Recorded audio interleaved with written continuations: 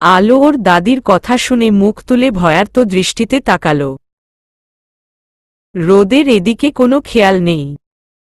সে উতলা হয়ে মেঘের জ্ঞান ফিরাতে ব্যস্ত। বৃদ্ধ মহিলা রেগে আলোকে পুনরায় ধমকে কর্কশ কণ্ঠে বললেন, এই ছেমরি আমার কথা কানে হুনতাছছ না? দাদিমা, উনারা খুব বিপদে পড়েছে। আর ছোট বাচ্চাটার অবস্থা খুব একটা ভালো না। কথাটা বলে আলো কাঁথাটা এনে মেঘের শরীরে জড়িয়ে দিল।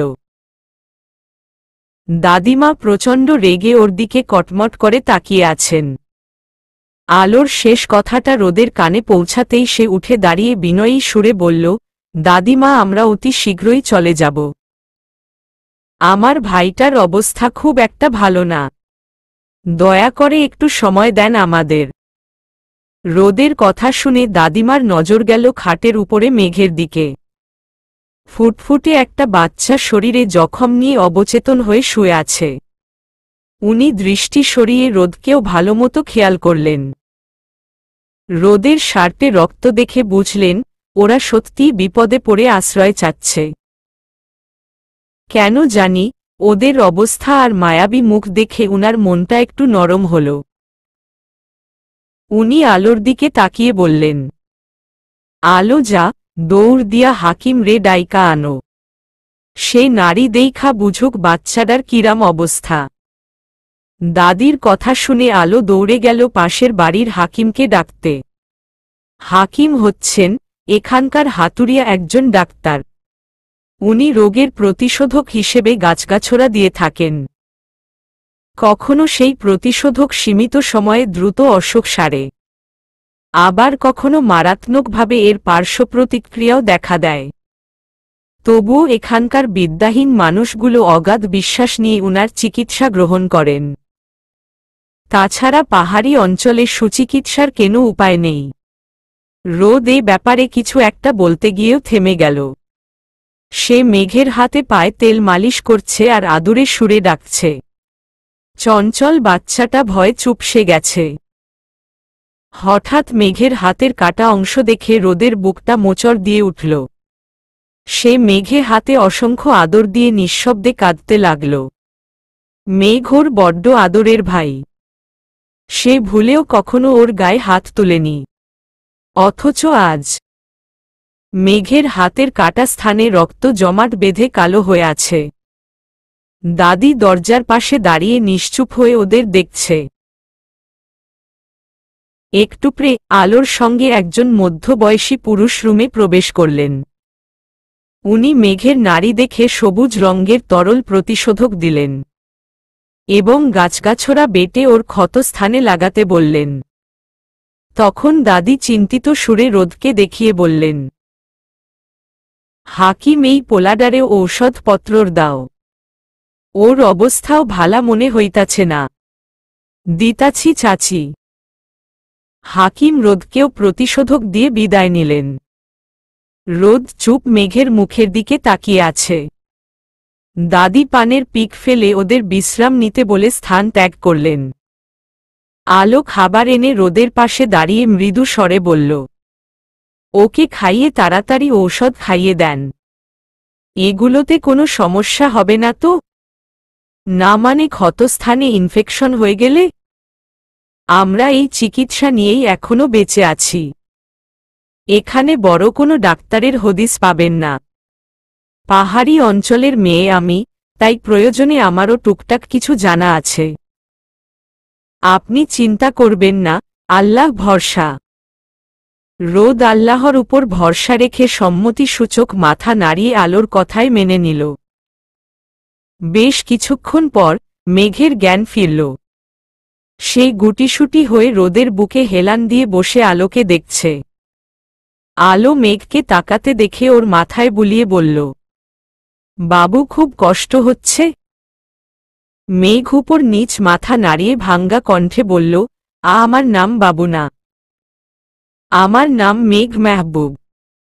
বাচ্চাটার কথা শুনে আলো মুচকি হেসে রোদের দিকে তাকাল। রোদ নিশ্চুপ হয়ে মেঘকে বুকে আগলে ধরে বসে আছে। মেঘ খুব চঞ্চল প্রকৃতির বাচ্চা বুঝে আলো মৃদু হেসে বলল, আমি তোমাকে মেঘবাবু ডাকি? এই নামে ডাকলে তুমি রাগ করবে? মেঘ ঘাড় ঘুরিয়ে রোদের দিকে একবার তাকিয়ে না বোধক মাথা নাড়াল। অর্থাৎ সে রাগ করবে না। তারপর আলোর কথার ছলে রোদ মেঘকে খাবার খাইয়ে, ঔষধ খাইয়ে দিল। আলো মেঘের মাথায় আলতো করে হাত বুলিয়ে দিলে মেঘ আলোকে দেখতে দেখতে ঘুমিয়ে গেল। আলো ব্যাপারটা খেয়াল করেও কিছু বলল না। আজ অনেক দিন পর মেঘ দাভাই ছাড়া ওর মাথায় অন্য কারো হাতের স্পর্শ পেল। আর এই স্পর্শে মামা একটা আদুরে ব্যাপার আছে। রোদ মেঘের এভাবে তাকানোর মানে বুঝে চুপ ছিল। তবে আলোর সরল ব্যবহারে মেঘ বেশ সন্তুষ্ট।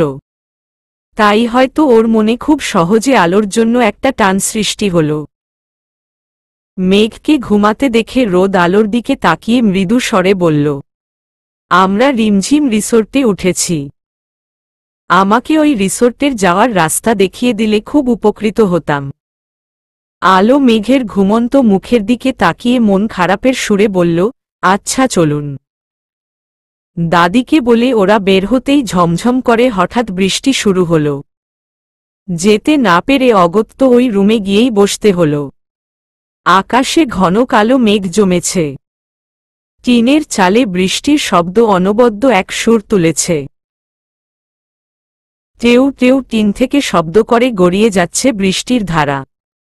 রোদ ঘুমন্ত মেঘকে আবার শুইয়ে দিয়ে রুমের ছোট জানালার পাশে বসল। দূর প্রান্তরে সবুজ গাছগুলো দেখে মনে হচ্ছে কুয়াশাতে ঢাকা। মৃদু বাতাসে বৃষ্টি কয়েকটা ফোঁটা ছিটকে এসে রোদের শরীরে পড়ল। রোদ দীর্ঘশ্বাস ফেলে দূরে প্রান্তরে একদৃষ্টিতে তাকিয়ে আছে। এমন একটা পরিস্থিতিতে পড়তে হবে সে কল্পনাও করেনি। রোদকে চিন্তিত হয়ে বসে থাকতে দেখে আলো নিঃশব্দে রান্নাঘরের দিকে পা বাড়াল। ওকে দুপুরের রান্নার ব্যবস্থা করতে হবে। আর আকাশের অবস্থা দেখে মনে হচ্ছে না আজ বৃষ্টি থামবে। দাদিমা উনার রুমের দরজার সামনে বসে সুপারি কাটছেন। আলো খুদের ভাত উনুনে বসিয়ে কলার মোচা কাটতে বসল। গতকাল বিকালে সে দুটো কলার মোচা এনে একটা রেঁধেছিল, আর একটা অবশিষ্ট ছিল। এখন সেটাই রান্না করবে। সেই সাথে করবে শুটকি মাছের ভর্তা আর হলুদ ভর্তা। তাছাড়া এই মুহূর্তে বাড়িতে রান্নার মতো কোনো আনাজ নেই।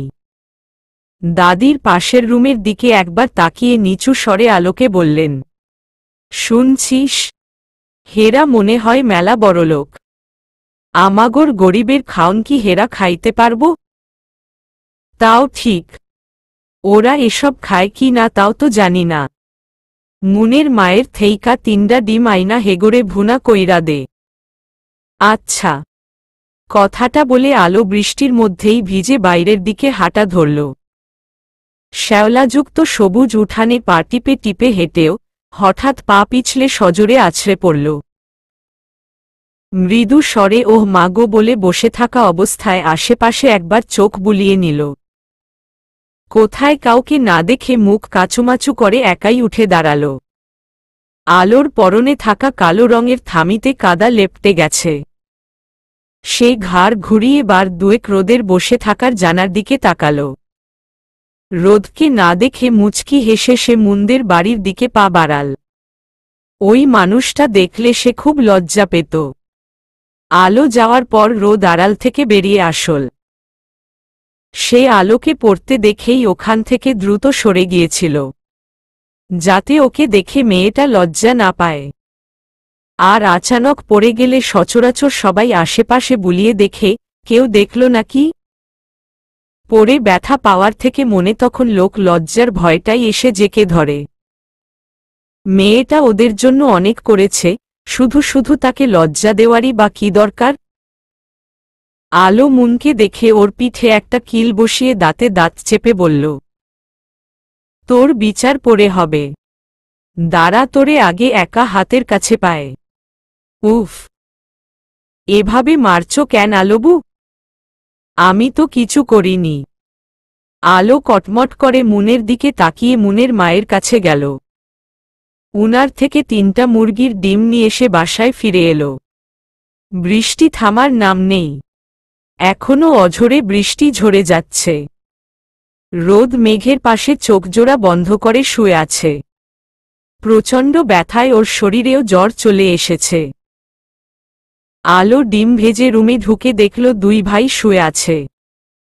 আলো আমতা আমতা করে সামনে এগিয়ে মৃদু স্বরে বলল, শুনছেন? আপনিও ঔষধ লাগিয়ে নি। কথাটা শেষ না হতেই রোদ চোখ খুলে ঘাড় ঘুরিয়ে আলোর দিকে তাকালো। রোদের লালবর্ণ চোখ দেখে আলোর কথা বন্ধ হয়ে গেছে। ওর থমকে যাওয়া মুখ দেখে রোদ মৃদু হেসে বলল, সমস্যা নেই, আমি ঠিক আছি। উঠুন, রান্না হয়ে গেছে, হাত মুখ ধুয়ে খেয়ে নিন। রোদ উঠে দাঁড়ালো। আলো নতুন গামছা আর পানি রোদকে এগিয়ে দিয়ে সেখান থেকে সরে আসল। সে খাবার নিয়ে রুমে গিয়ে ধীর কণ্ঠে মেঘকে ডাকছে। মেঘ ঘুমের ঘোরে আলোর হাতটা জড়িয়ে ধরে বিড়বিড় করে বলল, আম্মু, তোমার শরীরের মামা গন্ধটা আমি খুব মিস করি। আমাকে রেখে আর যেও না আম্মু, প্লিজ যেও না। মেঘ বিড়বিড় করে কয়েকবার কথাটা বলে আবার ঘুমিয়ে গেল। আলো হতবাক হয়ে ওর হাতের দিকে তাকিয়ে আছে। মেঘ শক্ত করে ওর বুকের সাথে আলোর হাতটা আঁকড়ে ধরে আছে। রোদ হাত মুখ ধুয়ে এসে আলোকে ওভাবে বসে থাকতে দেখে দাঁড়িয়ে গেল। দীর্ঘশ্বাস ছেড়ে হাতের গামছাটা মেলে দিয়ে সাবধানে আলোর হাতটা মেঘের থেকে ছুটিয়ে দিল। রোদ আদুরে সুরে মেঘকে ঘুম থেকে তুলে উঠে বসাল। আলো যত্ন করে খাবার দিল। রোদ একটা প্লেটে খাবার নিয়ে 2 ভাই একসঙ্গে খাচ্ছে। রান্না মজার হলেও জ্বরে ওদের খাওয়ার কোনো রুচি নেই। যে মেঘ পছন্দের খাবার না পেলে চিৎকার করে বাড়ি মাথায় করে, সে মেঘ বিনা বাক্যে চুপ করে এগুলো খাচ্ছে। ওদের খেতে দিয়ে আলো গোসলে চলে গেছে। কিন্তু অজানা কারণে মেঘ হুকিঝুঁকি মেরে আলোকে খুঁজছে। ততক্ষণে বৃষ্টিও থেমে গেছে। আলো গোসল সেরে মাথায় গামছা পেঁচিয়ে রুমে এসে দেখে ওদের খাওয়া হয়ে গেছে। আলো কিছু বলার আগে রোদের সঙ্গে ওর চোখাচোখি হয়ে গেল। কয়েক সেকেন্ডের তাকিয়ে দুজনে দ্রুত চোখ সরিয়ে নিল। মেঘ ঘাড় ঘুরিয়ে একবার রোদের দিকে তাকাচ্ছে তো একবার আলোর দিকে তাকাচ্ছে। আলোর অস্বস্তির কারণটা বুঝতে পেরে রোদ আগে বলল, বৃষ্টি থেমে গেছে। আমরা এখন গেলে কি অসুবিধা হবে? জি না, একটু অপেক্ষা করুন, আমি আসছি। কথাটা বলে আলো এটো প্লেটে নিয়ে দ্রুত বেরিয়ে গেল। চুল মুছে দাদির সাথে খেয়ে গেল মুনদের বাড়ি। সে যতক্ষণ না ফিরবে মুনকে এখানেই থাকতে বলল। তারপর হাতের কাজ সেরে চুলে খোপা করে মাথায় ওড়না টেনে ওদের নিয়ে বের হল। রোদ বিনয়ী সুরে দাদির উপকারের কৃতজ্ঞতা জানিয়ে বেরিয়ে পড়ল। রোদ মেঘকে কোলে নিয়ে ধীর পায়ে হাঁটছে। পাহাড়ের নিচে আলোর বাড়ি হওয়াতে আর পাহাড়ে উঠা লাগল না। তবে কাদা মধ্যে হেঁটে যেতে একটু কষ্ট পোহাতে হচ্ছে। বেশ কিছুক্ষণ হেঁটে সন্ধ্যার পূর্বেই ওরা রিসোর্টে পৌঁছে গেল। তখন আবার অঝোরে বৃষ্টি ঝরা শুরু হল। রোদ আলোকে সঙ্গে নিয়ে ওদের বুকিং করা রুমে চলে গেল। আলো সোফায় বসে চোখ বুলিয়ে রুমটা দেখছে। রোদ মেঘকে শুইয়ে দিয়ে শার্ট বদলে নিচে চলে গেল। রিসোর্টের ব্যবস্থাপকের সাহায্য নিয়ে ওর অফিসের ম্যানেজারের সঙ্গে যোগাযোগ করল। উনার সঙ্গে বেশ কিছুক্ষণ কথা বলে রোদ কল কেটে বলল, এখানে জরুরিভাবে কোনো ডাক্তার পাবে যাবে? জি স্যার, আমি ব্যবস্থা করছি। কথাটা বলে উনি দ্রুত স্থান ত্যাগ করলেন। আর রোদ মৃদু পায়ে হেঁটে ওদের রুমে গেল। ততক্ষণে আলো মেঘের ড্রেস বদলে ফ্রেশ করিয়ে দিয়েছে। আধা ঘন্টার মধ্যে একজন ডাক্তার এসে রুমে উপস্থিত হলেন। উনি মেঘের হাতে, পায়ে, কপালে ড্রেসিং করে ব্যান্ডেজ করে দিলেন। কিন্তু বিপত্তি বাধল মেঘকে ইঞ্জেকশন দেওয়া নিয়ে। সে কোনোভাবেই ইঞ্জেকশন দিবে না, বরং ইঞ্জেকশন দেখে গলা ফাটিয়ে চিৎকার করে বলল, দাভাই ইঞ্জেকশন দিতে নিষেধ করো, না হলে আমি কিন্তু উনাকে কামড়ে দিব। রোদ মেঘকে বুকে জড়িয়ে ধরে ডাক্তারে ইশারা করে মেঘকে বলল, আমি পিঠে খুব ব্যথা পেয়েছি, তুমি নড়লে আমি আরো বেশি ব্যথা পাব। রোদের কথা শুনে মেঘ নড়াচড়া বন্ধ করে দিল। ডাক্তার ইঞ্জেকশনের সূচ ফুটাতেই মেঘ কেঁপে উঠে ফুপিয়ে কেঁদে দিল। আলো রুমের এক কোণে চুপটি করে দাঁড়িয়ে ওদের দেখছে। রোদ ব্যথা পাবে শুনে মেঘ ভয় পেলেও আর নড়ল না। কি অদ্ভুত টান! রোদ মেঘকে শুইয়ে দিয়ে আর চোখে একবার আলোর দিকে তাকাল। ডাক্তার উঠে দাঁড়াতেই আলো মুখ কাচুমাচু করে রোদকে দেখিয়ে বলল, উনিও খুব ব্যথা পেয়েছে, উনারও চিকিৎসা নেওয়ার প্রয়োজন। আলোর কথা শুনে উপস্থিত সবাই ওর দিকে তাকাল। ডাক্তার রোদের সমস্যার কথা শুনে শার্ট খুলে শুয়ে পড়তে বলল। রোদ তাই করল। রোদের পিঠের দিকে তিনজনেই অবাক দৃষ্টিতে তাকিয়ে আছে। এত গভীর জখম নিয়ে রোদ এতক্ষণ অবধি স্বাভাবিক ছিল, আর এখনো আছে। ডাক্তার বসে রোদের পিঠে ড্রেসিং করে লাগল। মেঘ ফুপিয়ে কাঁদতে কাঁদতে রোদের চুলে হাত বুলিয়ে বলল, খুব কষ্ট হচ্ছে দাভাই? রোদ মেঘের হাতের উল্টো পিঠে ঠোঁট ছুঁয়ে ছলছল চোখ তাকিয়ে মৃদু হেসে বলল, না সোনা, আমি ঠিক আছি। ওদের কথা শুনে আলোর চোখ দিয়ে এক ফোঁটা অশ্রু গড়িয়ে পড়ল। রোদ আর মেঘ একই বৃন্তের প্রাণবন্ত দুটো ফুল, আর ফুল দুটো ভালোবাসা নামক শাখাকে আঁকড়ে ধরে একে অন্যের জন্য বেঁচে আছে। ওদের ভালোবাসা দেখেই বোঝা যায় ওরা দুই ভাই একে অন্যের প্রাণ। এজন্যই হয়তো একজনের কষ্ট দেখলে আরেকজনও কষ্টে দুমড়ে মুচড়ে যায়। ওদের ভালোবাসা দেখে আলোর কেন জানি চোখ দুটো ভিজে গেল। সে অন্যদিকে ঘুরে সতর্কতার সাথে চোখ মুছে নিল। ডাক্তার আলোকে চোখ মুছতে দেখে মুচকি হেসে বললেন, মিসেস চিন্তা করবেন না, আপনার স্বামী শীঘ্রই সুস্থ হয়ে যাবে। আমি মেডিসিন লিখে দিচ্ছি, সেগুলো শুধু সময় মতো খাওয়াবেন। কথাটা বলে উনি পুনরায় ড্রেসিং করাতে মনোযোগ দিলেন। আর আলো একথা শুনে বিস্ময়কর দৃষ্টি নিয়ে ডাক্তারের দিকে তাকাল। রোদ ওর স্বামী, এটা কেমন কথা? বলা নেই, কওয়া নেই। ডাক্তার আকস্মাৎ অচেনা একজনকে ওর স্বামী বলে দিলেন। তাছাড়া উনি ওদের ব্যাপারে কিছু জানেনও না, অথচ অনুচিত একটা কথা বলে বসে থাকলেন। তবে রোদের মধ্যে কোনো জড়তা বা সংকোচ দেখা গেল না। সে নিশ্চুপ হয়ে বালিশে মুখ গুজে উপর হয়ে শুয়ে আছে। ওর এখন অযথা কথা বাড়াতে ইচ্ছা করছে না। এত ধকল শরীরেরও আর কুলাচ্ছে না। অসহ্য ব্যথায় ওর পুরো শরীর যেন ধীরে ধীরে নিস্তেজ হয়ে যাচ্ছে। তাছাড়া ডাক্তার বললেই তো আর হয়ে গেল না। তবে রোদের খুব ইচ্ছে করল এখন পাশ ফিরে আলোর মুখভঙ্গিটা দেখতে। আচ্ছা, মেয়েটা কি এখন লজ্জা পাচ্ছে নাকি অবাক দৃষ্টিতে তাকিয়ে আছে? এ কথা রোদের জানতে ইচ্ছে করলেও তাকাল না, বরং তাৎক্ষণিক ওর এই অযৌক্তিক ইচ্ছেটাকে দমিয়ে নিল। কারণ সব ইচ্ছেকে প্রাধান্য দিতে নেই। কিছু কিছু সময় ইচ্ছেকে প্রাধান্য দিলে সর্বনাশা কিছু ঘটার প্রবল আশঙ্কা থাকে। এর মধ্যে মেঘ কি বুঝল কে জানে।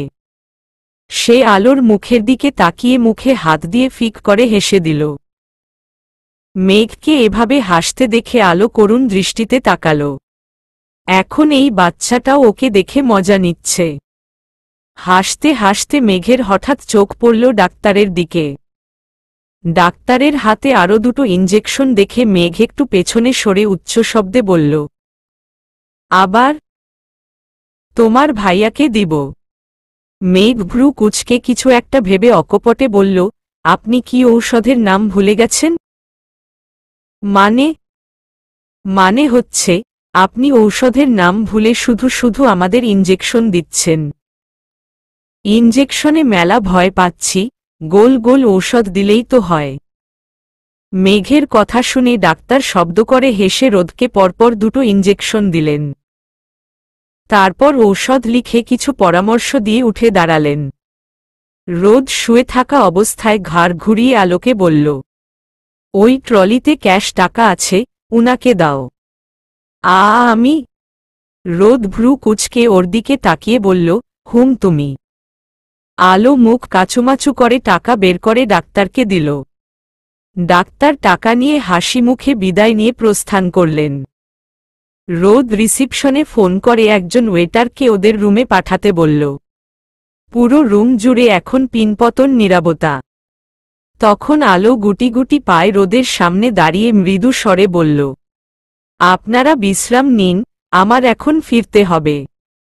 বাইরে প্রচুর বৃষ্টি হচ্ছে। তাছাড়া সন্ধ্যা হয়ে গেছে, অন্ধকারে তোমার যাওয়াটা ঠিক হবে না। রোদের কথা শুনে আলো জানালা দিয়ে বাইরে তাকাল। সত্যি, এখনো বৃষ্টি থামেনি, বরং বৃষ্টির সাথে ঝড়ো বাতাস বইছে। আলো উপায় না পেয়ে কাচুমাচু করে সোফায় গিয়ে বসল। মেঘ বালিশে হেলান দিয়ে মিটিমিটি হেসে আলোকে দেখছে। আলো যেতে না পারাতে ওর খুব খুশি লাগছে। তখন ওয়েটার এসে ওদের রুমের দরজা নক করল। আলো উঠে দরজা খুলে একপাশে সরে দাঁড়াল। রোদ ওয়েটারকে দেখে উঠে বসে টাকা আর প্রেসক্রিপশন এগিয়ে দিয়ে বলল, এই মেডিসিনগুলোর ব্যবস্থা করুন। যদিও আমি শুনেছি আপনাদের কাছে মেডিসিনের ব্যবস্থা থাকে। জি স্যার। তবে এখন সবগুলো না পেলে?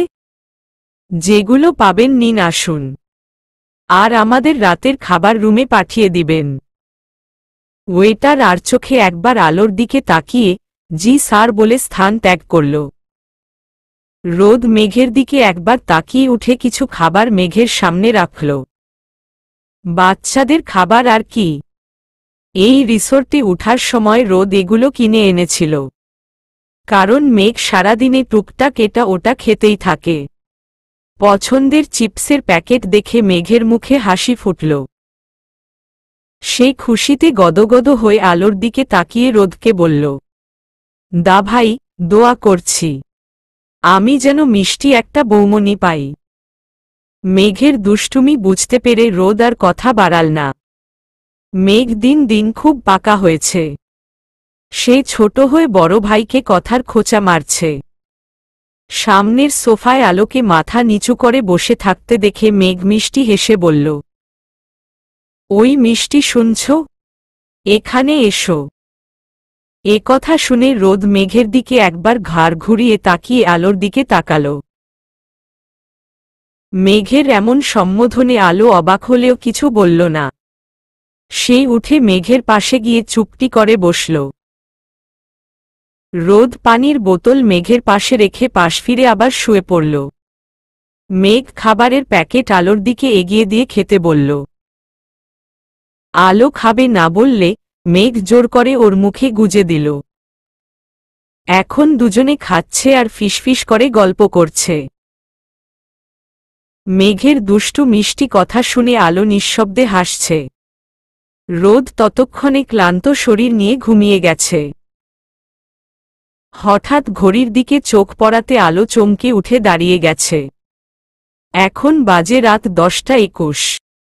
দাদিমা নিশ্চয়ই খুব টেনশন করছে। বৃষ্টিও থেমে গেছে।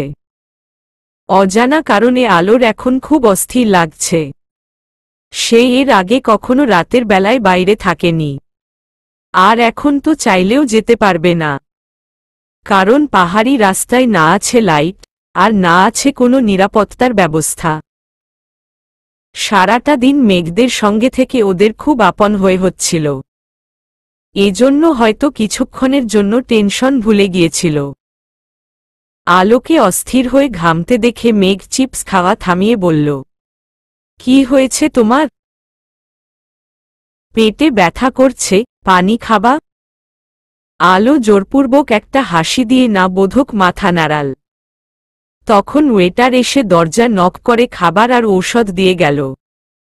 আলো সেগুলো নিয়ে নিঃশব্দে দরজা আটকে দিল। রোদ এখনো ঘুমাচ্ছে। আলো ঘড়ি দেখে মেঘকে খাবার আর ঔষধ খাইয়ে দিল। রোদকে ডাকবে কি না সে ভেবে পাচ্ছে না। রোদের শরীরে অনেক ক্ষত, তাই ঔষধগুলো খাওয়াও জরুরি। আলো মেঘের মুখ মুছিয়ে বালিশে শুয়ে দিল। মেঘ শুয়ে ওর ট্যাব নিয়ে গেম খেলতে লাগল। এই ট্যাবে সিম নেই, শুধু আছে মেঘের পছন্দের অসংখ্য গেম। আলো মেঘের পাশে শুয়ে মেঘের গেম খেলা দেখছে। বেশ কিছুক্ষণ পর আলো খেয়াল করল মেঘ ঘুমিয়ে গেছে। সেই উঠে মেঘকে ভালোভাবে শুইয়ে ট্যাবটা বালিশের পাশে রাখল। এখন বাজে রাত 12:03। রোদ এখনো ঘুম থেকে ওঠেনি। আলো উপায় না পেয়ে রোদের একটু কাছে গিয়ে মৃদু স্বরে ডাকল। কয়েকবার ডেকে রোদের সারা শব্দ না পেয়ে কম্পিত হাতে রোদকে স্পর্শ করল। রোদের শরীরে প্রচণ্ড জ্বর। আলো হাত সরিয়ে কিছু করবে ভেবে পাচ্ছে না। ওর শরীরও কাঁপছে। একে তো সে একা মেয়ে, তার উপরে এই মানুষটার শরীরেও এত জ্বর। আলো ঢোক গিলে পানি এনে রোদের রুমাল ভিজিয়ে জলপট্রি দিতে লাগল। হঠাৎ রোদ আলোর হাত সরিয়ে সজোরে ওকে মেঝেতে ধাক্কা মেরে বলল, নোংরা মেয়ে, আমাকে স্পর্শ করবে না।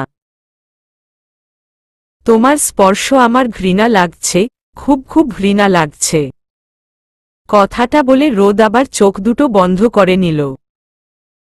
আলো প্রচণ্ড ব্যথা পেয়ে হতভম্ব হয়ে রোদের দিকে তাকিয়ে আছে।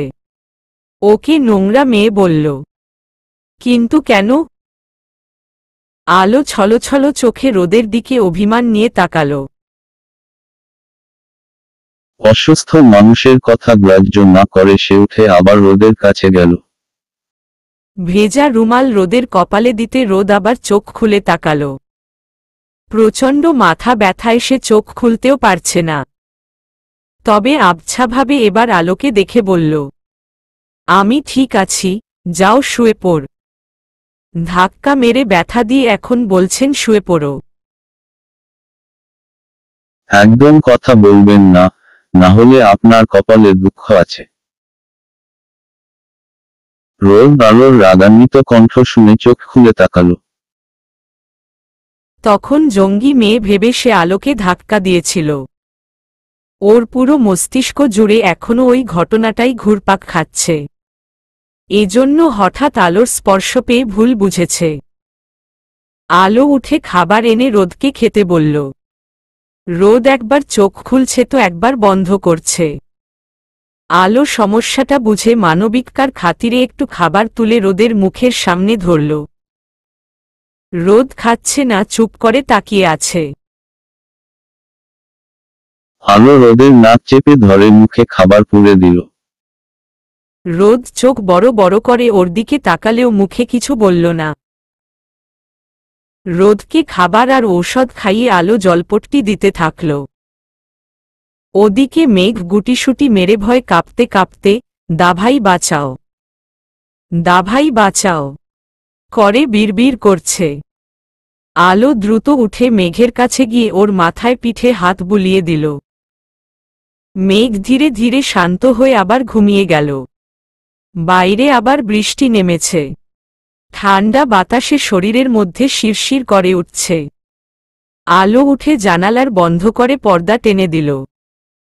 তারপর রোদের কপালে জলপট্টি দিয়ে আলতো করে রোদের চুল টেনে দিতে লাগল। রোদ একটু আরাম পেয়ে ঘুমে তলিয়ে গেছে। আলো উঠে বসল বিছানার ঠিক মাঝখানে, যাতে দুজনের দিকে খেয়াল রাখতে পারে। মেঘ ততক্ষণে আলোর এক হাত বুকের সাথে আঁকড়ে ধরেছে, আর আলো অন্য হাতে রোদের চুল টেনে দিচ্ছে। আলো ওদের দুজনের দিকে তাকিয়ে আলো মুচকি হাসল। অচেনা এই মানুষ দুটোর প্রতি ওর মনে অদ্ভুতভাবে মায়া জন্মেছে। মনে হচ্ছে রোদ মেঘ ওর খুব কাছে কেউ। পরের দিন সঠিক সময়ে পূর্বাকাশে সূর্য তার উপস্থিতি জানান দিল। সেই সাথে সূত্রপাত ঘটাল রৌদ্রোজ্জ্বল নতুন একটা দিনের। ঝকঝকে স্বচ্ছ আকাশে ঝাঁক ঝাঁক সবুজ টিয়া পাখি দল বেঁধে উড়ে যাচ্ছে। কালকে রাতের বৃষ্টিতে গাছগুলো সব গ্লানি ধুয়ে মুছে নব্য রূপে সজ্জিত হয়েছে। পুঞ্জ পুঞ্জ মেঘের ভেলা আপন মনে ভেসে বেড়াচ্ছে। কালকে রাতে রোদের ঘুমটা বেশ ভালো হয়েছে, তাই খুব সকালে ওর ঘুমটা আগে ভেঙেছে। বুনো পাখিরা এসে থাই গ্লাসে টোকা দিয়ে যাচ্ছে। রোদ আড়মোড়া ভেঙ্গে পাশ ফিরে দেখে আলো বসে বসে ঘুমাচ্ছে। ওর সামনের অবাধ্য কিছু চুলে এসে কপাল ছুঁয়েছে। ফর্সা মায়াবী মুখশ্রীতে ক্লান্তির ছাপ স্পষ্ট। মনে হয় রাতে ঠিকমতো ঘুমাতে পারেনি। রোদ ওর দৃষ্টি সরিয়ে মেঘের দিকে তাকালো। মেঘ আলোর পা জড়িয়ে ধরে বেঘোরে ঘুমাচ্ছে। মেঘের ঘুমের ভঙ্গি দেখে রোদ মৃদু হেসে উঠে ফ্রেশ হতে গেল। তারপর ওদের দুজনকে ডেকে ফ্রেশ হতে বলে খাবার অর্ডার করল। তিনজনে একসঙ্গে খেয়ে উঠতেই আলো তাড়াহুড়ো করে বলল, আমার এখন বাড়ি যেতে হবে। আপনারা সাবধানে থাকবেন, আসছি।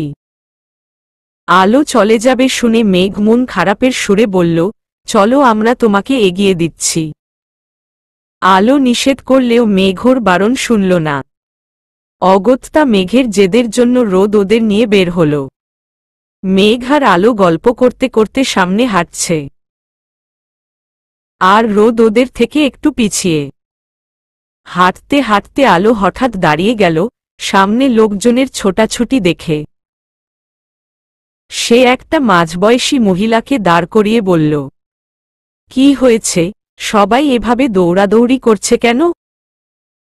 ওই মহিলা জবাবে যা বলল, সেটা শোনার জন্য আলো এই মুহূর্তে মোটেও প্রস্তুত ছিল না। সে হতভম্ব হয়ে এক পা পিছিয়ে যেতেই রোদের সাথে ধাক্কা খেল। আলো করুণ দৃষ্টিতে রোদের দিকে একবার তাকিয়ে শুকনো ঢোক গিলে দৌড় দিল বাড়ির পথে। আলোকে এভাবে যেতে দেখে মেঘ ওর পেছনে ছুট লাগাল।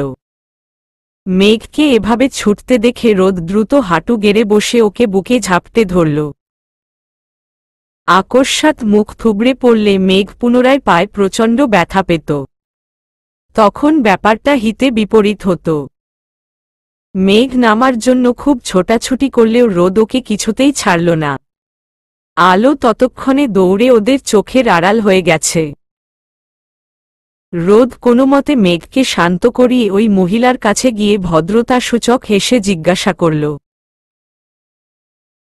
ওখানে কি হয়েছে? আর আপনার কথা শুনে মেয়েটা এভাবে দৌড়ে চলে গেল কেন? ওই ছামনের পাহাড়ে নূর নামের একখান মায়ের কল্লাকাটা লাশ পাওয়া গেছে। মনে হয় ওই অমানুষ জঙ্গিলা ওলে এবা করেছে। কথাটা বলে মহিলাটা ভয়ার্ত চোখে আশেপাশে চোখ বুলিয়ে স্থান ত্যাগ করলেন। রোদকে কিছু বলার সুযোগটুকুও দিল না। জঙ্গি নিয়ে এখানকার সবার মনে একটা আতঙ্ক আছে। এজন্য উনি আর কথা বাড়ালেন না। রোদ মূল ঘটনা জেনে মেঘকে নিয়ে রিসোর্টের দিকে পা বাড়াল।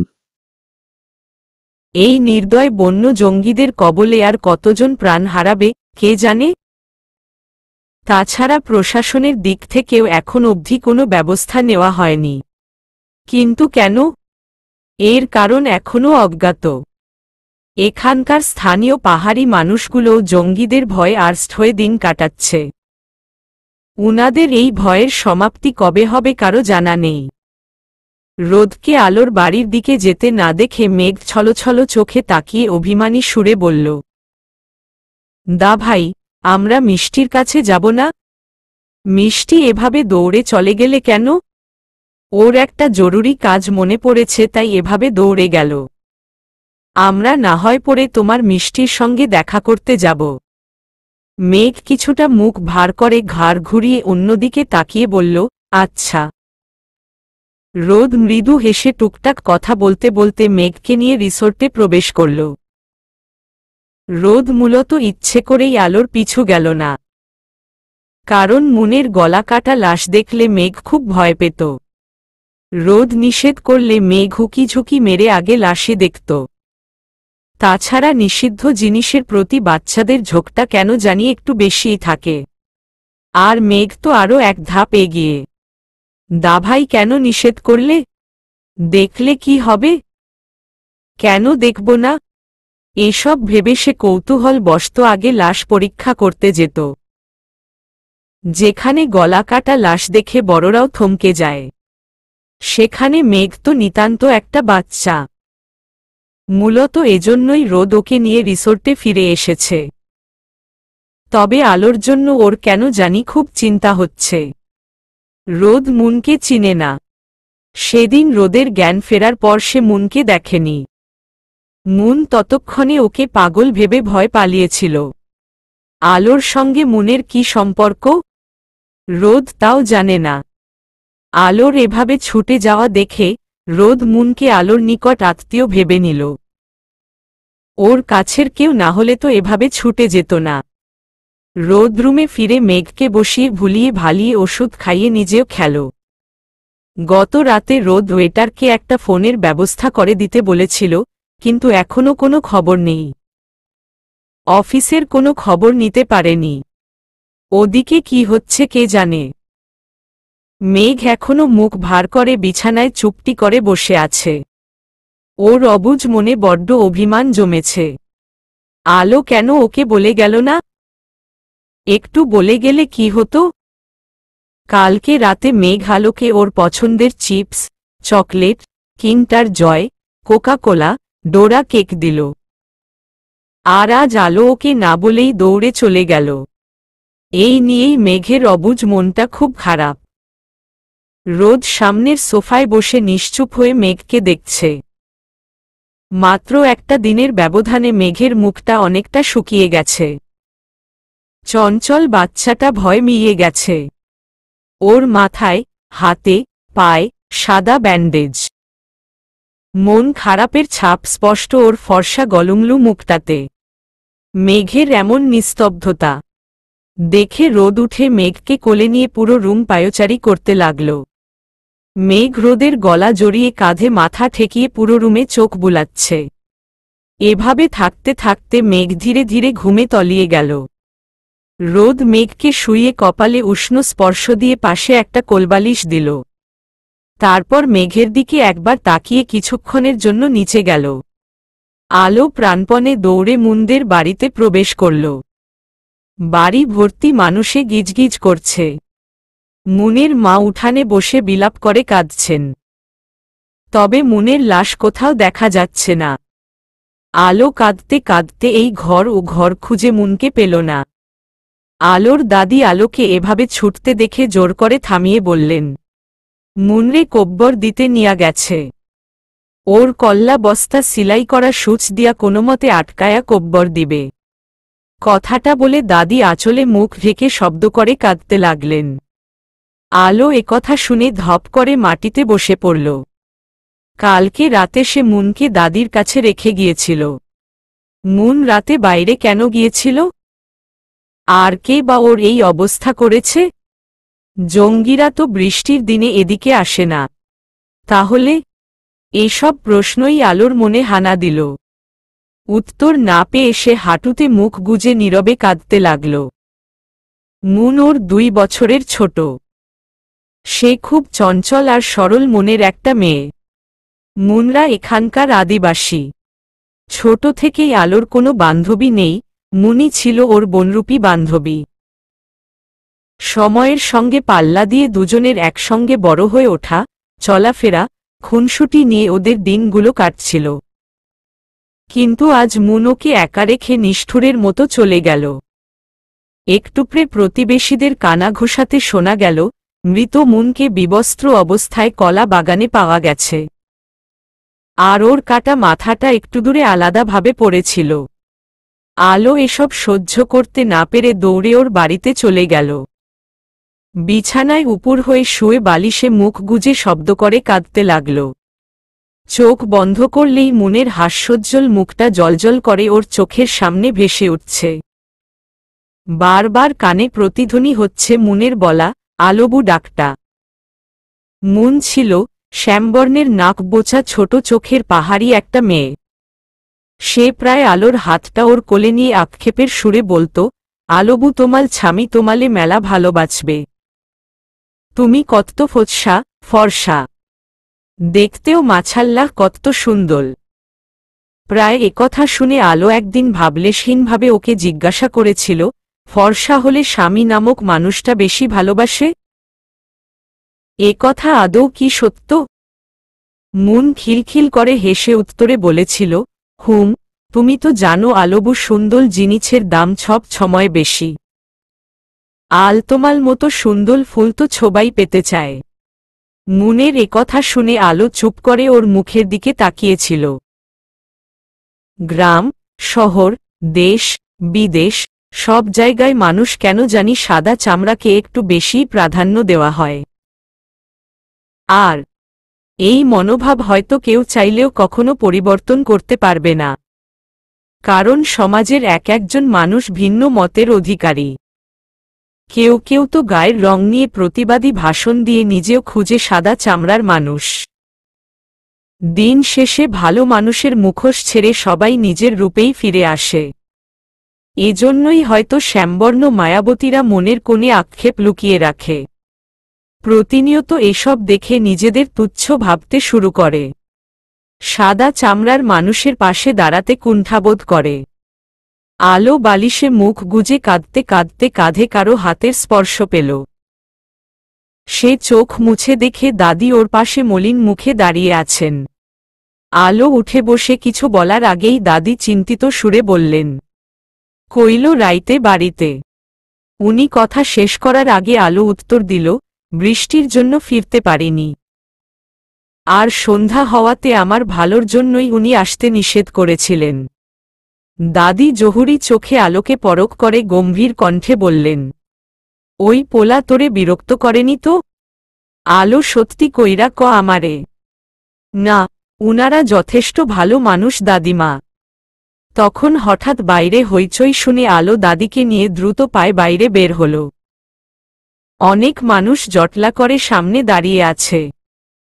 কিছু বুঝতে না পেরে দাদি আলোকে নিয়ে কয়েক পা সামনে এগিয়ে গেলে স্থানীয় মকবুল নামের একটা ছেলেকে গাছের সঙ্গে বেঁধে রাখা হয়েছে। দুয়েকজন যা পারছে তাই দিয়েই ওকে মারছে। আলো মকবুলকে অবস্থায় দেখে চমকে উঠল।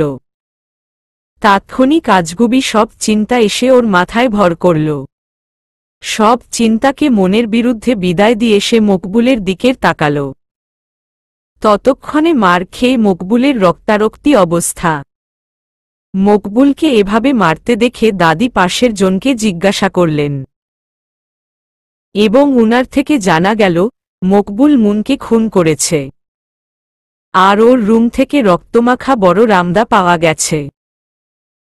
এ কথা শুনে আলো হতভম্ব হয়ে এক পা পিছিয়ে গেল। ওর জানামতে মুন আর মকবুল একে অপরকে খুব ভালোবাসত। তাহলে খুন করবে কেন? আলো আর কিছু ভাবতে না পেরে মাথা ধরে ওখানেই বসে পড়ল। প্রিয় মানুষটাকে এভাবে মারা যায়? তার মৃত্যুর ছটফটানি সহ্য করা যায়? আচ্ছা, মুনের রক্তাক্ত শরীর দেখে মকবুলের হৃদয় কাঁপেনি? বিবেকে কি একবারও বাঁধেনি? মুনের আকুতি মকবুলের কানে পৌঁছায়নি? এসব প্রশ্ন আলোর পুরো মস্তিষ্কে জুড়ে কিলবিল করছে।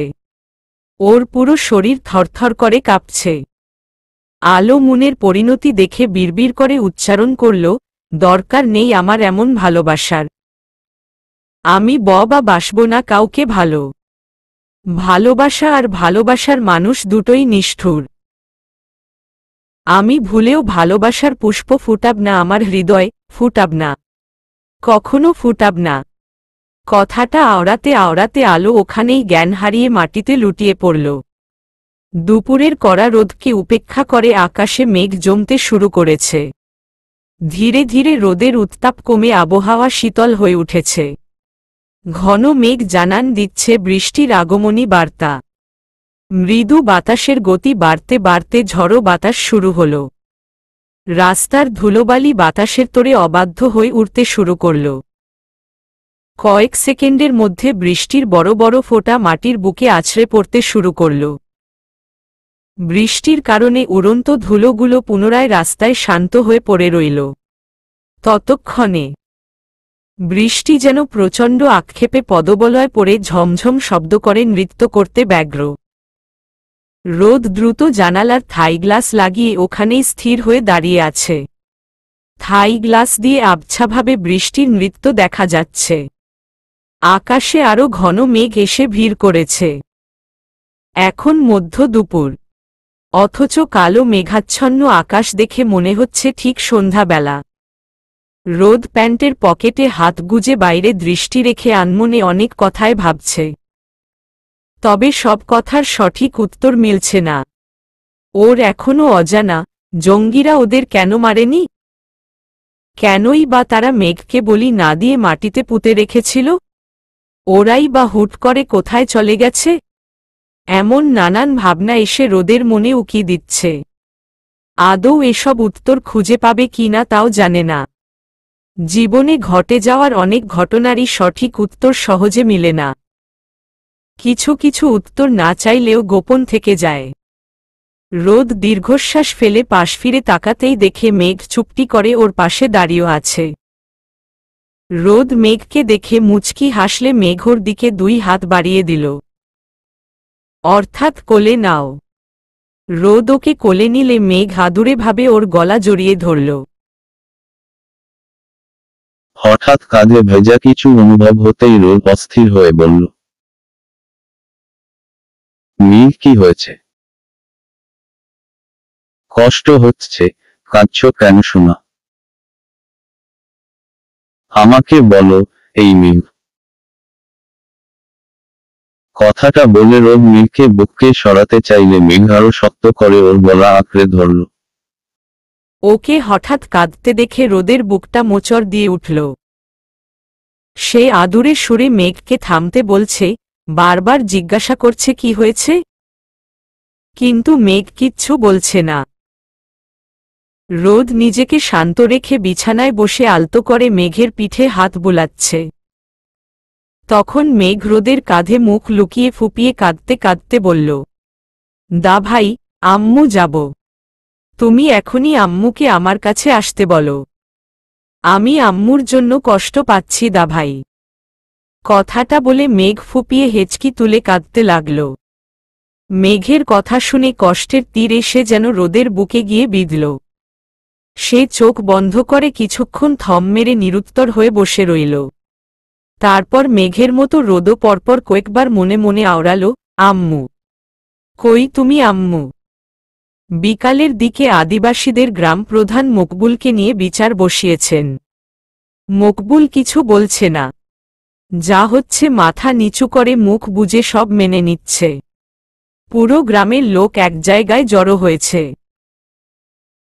সবাই রেগে চিৎকার করে মকবুলের কঠিন শাস্তি চাচ্ছে, যাতে কেউ পরবর্তীতে এই নির্মম অপরাধ ভুলেও করার সাহস না করে। বিচারক পুরো ঘটনা মনোযোগ দিয়ে শুনে মকবুলকে বললেন, তুই মারছস কেন মুনরে? যা কচ্ছি সঠিক জবাব দে। মুন আমার সাথে ভালোবাসার অভিনয় করেছে তাই ওরে মেরেছি। কথাটা শুনে উপস্থিত সবার মাঝে ফিসফিস করে কানাঘুষা শুরু হল। মুনের মায়ের অবস্থা ভালো না। মেয়ের শোকে কাতর হয়ে উনার বেগতিক অবস্থা, তাই এই বিচারে উপস্থিত হতে পারেননি। তবে মকবুলের এই কথাটা উপস্থিত কেউ বিশ্বাস করলেন না, কারণ মুন এমন মেয়েই ছিল না। আর করলেও এত নৃশংসভাবে খুন করতে হবে? মকবুলের এমন যুক্তিহীন কথা শুনে অনেকে রেগে মকবুলকে মারতে গেল। বিচারক দাঁড়িয়ে কোনোমতে সবাইকে শান্ত করিয়ে পুনরায় বিচারকার্য শুরু করলেন। মকবুল মাথা নিচু করে চুপ করে বসে আছে। তবে ওর চোখে মুখে আফসোসের চিহ্নটুকু নেই। জলজ্যান্ত একটা মানুষকে খুন করেও ওর বিন্দুমাত্র অনুশোচনাবোধ হচ্ছে না। মকবুলের বাবা মা এক কোণে দাঁড়িয়ে চোখের পানি ফেলছেন। এই অপরাধের জন্য কঠিন একটা শাস্তি মকবুল পাবে, উনারাও জানেন। এই পরিস্থিতিতে উনারা শত চাইলেও আর ছেলেকে বাঁচাতে পারবেন না। অনেক ভেবেচিন্তে বিচারক জনসম্মুখে একটা রায় ঘোষণা করলেন। মুনকে নৃশংসভাবে মারার কারণে মকবুলের এক হাত কাটা হবে এবং তাকে সমাজচ্যুত করা হবে। সেই সাথে তাকে কেউ কখনো কোনো সাহায্য করতে পারবে না। তার সাথে ভুলেও কোনো প্রতিবেশী উঠা বসা করতে পারবে না। আর করলে তাকেও কঠিন শাস্তি ভোগ করতে হবে। অর্থাৎ মকবুল এখন থেকে একঘরা। এমনকি সে ওর বাবা মায়ের সঙ্গেও আর থাকতে পারবে না।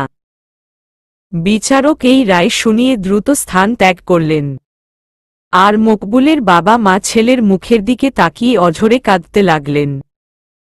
তবে বাকিরা এই রায় খুব একটা সন্তুষ্ট না হলেও মেনে নিল। আলো মকবুলের বিচার দেখতে যাওয়ার সাহস পায়নি। সে বাড়িতেই থম মেরে বসে আছে। মকবুলকে সে খুব ভালো জানত এবং সম্মানও করত। অথচ আজকে এই পরিস্থিতি অবিন্যস্তভাবে সব উল্টপালট করে দিল। তবে মুনের এমন নির্মম পরিণতি আলোর মনে গভীরভাবে দাগ কেটেছে। এই দাগ ওর মন থেকে আদৌ মুছবে কিনা তাও জানে না। এখন কারো ভালোবাসা দিয়ে ওর হৃদয় প্রণয়ের পুষ্প প্রস্ফুটিত হয় কি না শুধু দেখার পালা। সন্ধ্যার পূর্বে দাদি মলিন মুখে বাড়িতে ফিরে জানালেন, আগামী পরশুদিন মকবুলের ডান হাত কাটা হবে। সে যাতে রাতের আধারে পালাতে না পারে। তাই রোদ বৃষ্টির মধ্যেও ওকে গাছে বেঁধে রাখা হবে এবং দুইজন মকবুলকে সর্বদা পাহারা দিবে। ওর শাস্তি সম্পূর্ণ না হওয়া অবধি এক ফোঁটা পানিও তাকে দেওয়া হবে না।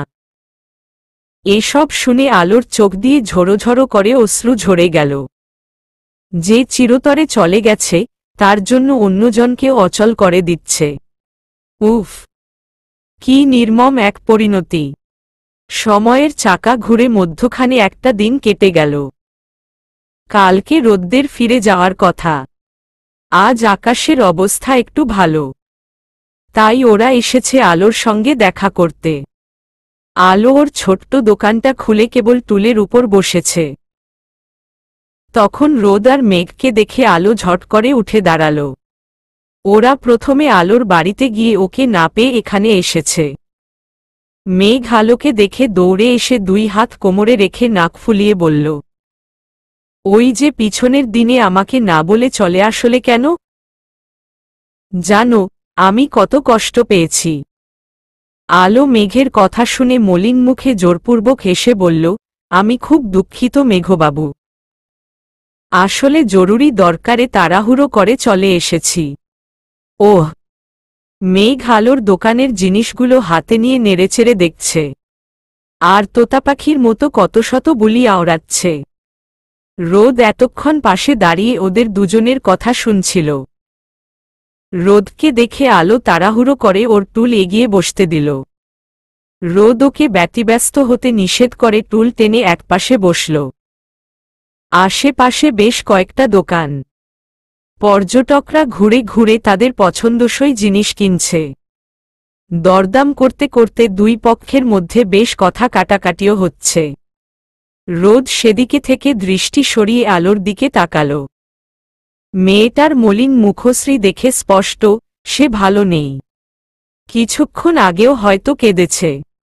ওর চোখসহ টিকালো নাকের ডগা লাল হয়ে আছে। পরিহিত মেরুন রঙের থামির সঙ্গে আড়াআড়ি ভাবে ওড়না নিয়েছে।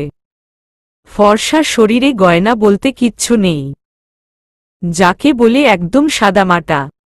রোদ এবার নিজে থেকেই কথা বলল, তোমার পুরো নাম কি? রোদের কথা শুনে আলো মৃদু হেসে উত্তর দিল, আমার পুরে নাম আতকিয়া ইবনাত আলো। সবাই আমাকে আলো বলে ডাকে।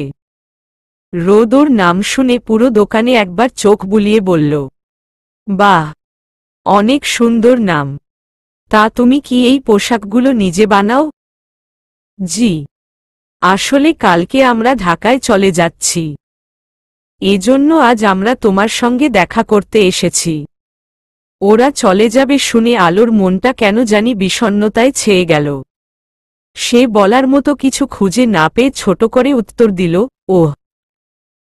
তখন কয়েকজন পর্যটক এসে আলোর দোকানে এটা ওটা দেখে না কিনেই চলে গেল। ব্যাপারটা রোদের কাছে খারাপ লাগলেও বুঝতে দিল না। এমন অনেকে আছে যারা অযথা দোকানদার খাটিয়ে পছন্দ হচ্ছে না বলে চলে যায়। তবে এই নিয়ে আলোর মধ্যে কোনো খারাপ লাগা দেখা গেল না। এটা ওর কাছে এখন স্বাভাবিক ব্যাপার।